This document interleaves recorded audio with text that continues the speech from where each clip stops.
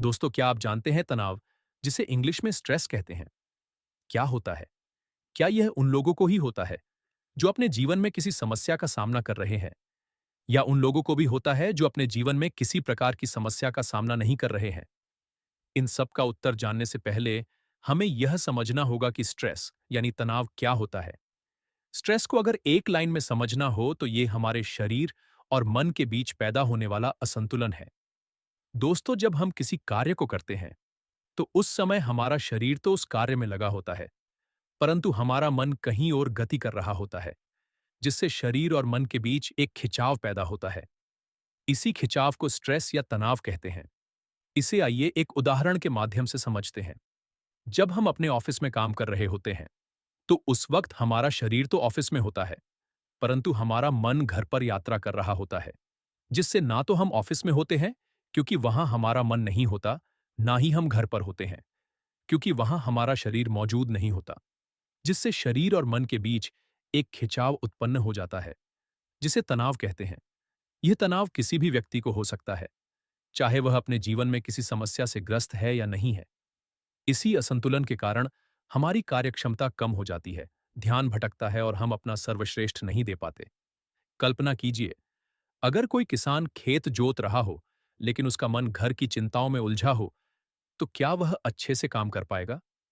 या कोई विद्यार्थी किताब के सामने बैठा हो लेकिन मन कहीं और भटक रहा हो, तो क्या वह कुछ भी सही से समझ पाएगा?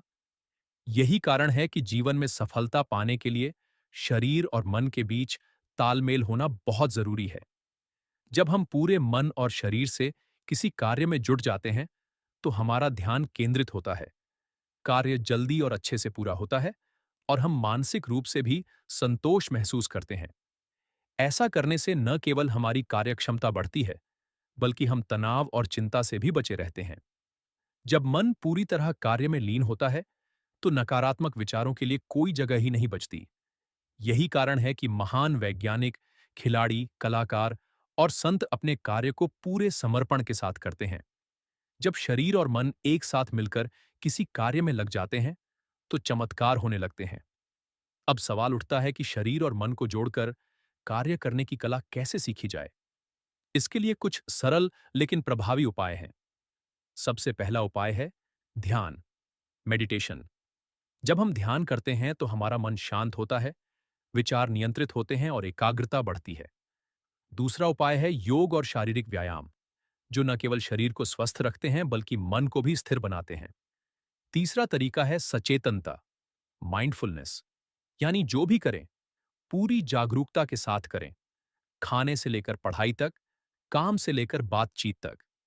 जब हम पूरे होश और उत्साह के साथ कोई काम करते हैं, तो उसका परिणाम भी बेहतर होता है। इसके अलावा यदि हम अपने कार्य को खेल की तरह रोमांचित बना दें, तब भी हम शरीर और मन के बीच अच्छा संतुलन स्थापित कर सकते हैं।